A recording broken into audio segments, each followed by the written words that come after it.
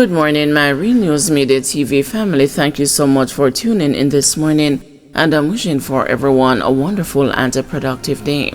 And in the news this morning, cops killed 3 out east. The police in East Kingston have put a dent in a suspected robbery ring in the area after officers on patrol shot and killed the 3 men on Windward Road early on Sunday morning.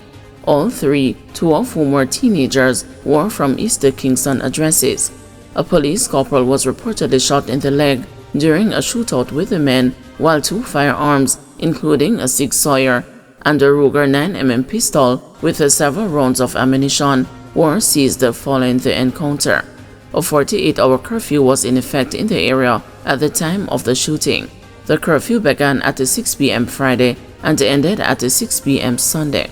Superintendent of Police Tommy Lee Chambers, who heads the Kingston East Police Division, told the news on Sunday that the men were specifically from the Rockford and Rollington town areas within her division.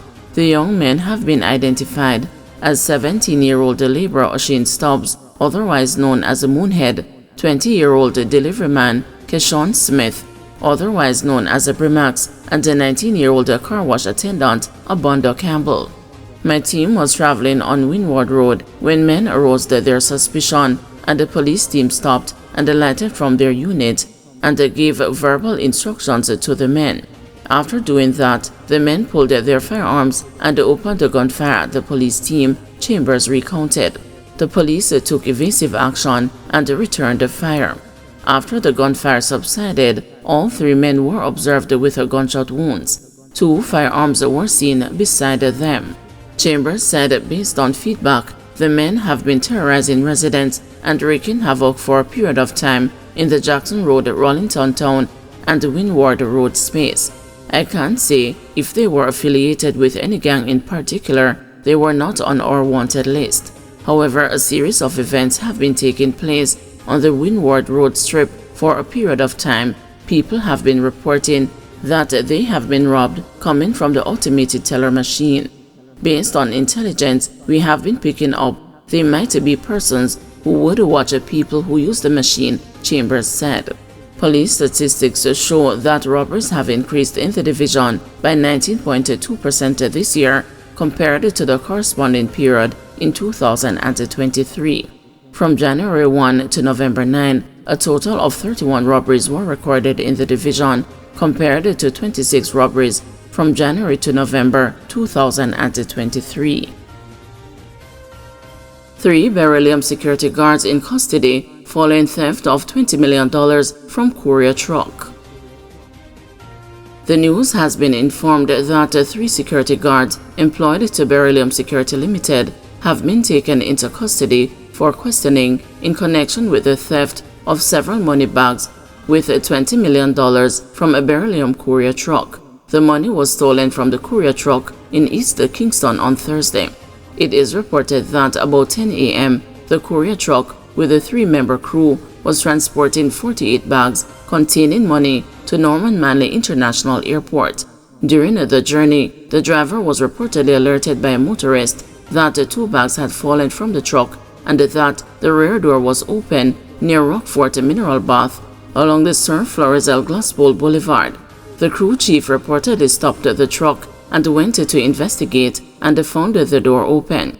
He stated that they made several checks on Sir Florizel Glassbowl Boulevard but did not locate the missing bags. Investigators are searching for a SUV said to be linked to the missing cash. Former banker killed on way to church.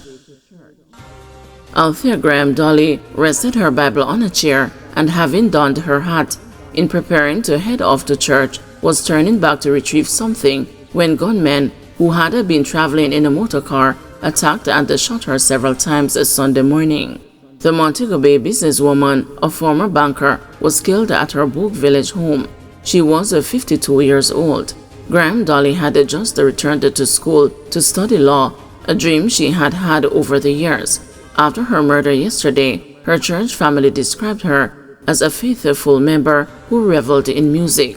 She always wore broad-brimmed hats to church. You would see her rocking to the music, the hat swaying with her every move. She loved the steel pan and started learning. She was a solid member, said Lisa Watt, rector's warden at the St. James Parish Church where Graham Dolly worshipped. Watt said the parish church was divided into 17 clusters and she was a part of the Bogue cluster. 2 days earlier, they had a conversation about the fundraising efforts for the steel pan group, she added. According to Watt, Graham Dolly, who reared her only child in the church, wanted the best out of life, and to hear of her senseless killing was extremely sad. This one has really rocked us, Watt admitted, remembering the former banker's vibrancy. For her, the age group of members that Graham Dolly represented in their congregation was an important one. The businesswoman's death has sent shockwaves throughout the city of Montego Bay, with speculation circulating that she was marked for death. Graham Dolly grew up in Westmoreland and attended Manning's school.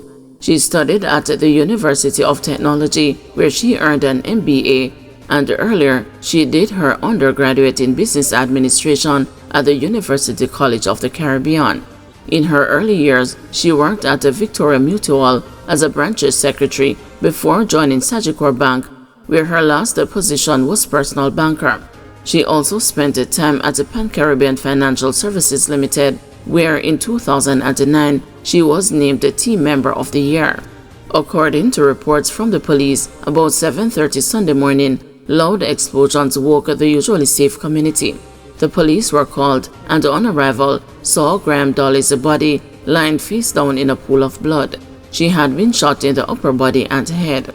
Efforts to get an update from the police high command up to press time proved unsuccessful. Uber driver detained following firearm seizure in downtown Kingston. A 39-year-old Uber driver was arrested on suspicion of possession of a prohibited weapon in downtown Kingston on Saturday night. About 8:30 p.m., police personnel reportedly stopped and searched a Honda Accord motor car driven by the suspect. During the search, a 9mm Browning pistol affixed with a magazine was discovered. The driver was arrested. The Kingston Central Criminal Investigations Branch is probing the matter. Jamaica and the U.S. partner to nab debtors who migrate owing student loans. Jamaicans with unpaid student loans who migrate to the United States will face significant challenges when they seek to update or renew their immigration status. Manager of the Loan Servicing Department at the Students' Loan Bureau, Cheryl Sergi, said the government of Jamaica and their U.S. counterparts have forged a partnership to identify Jamaican immigrants with outstanding student loan debts.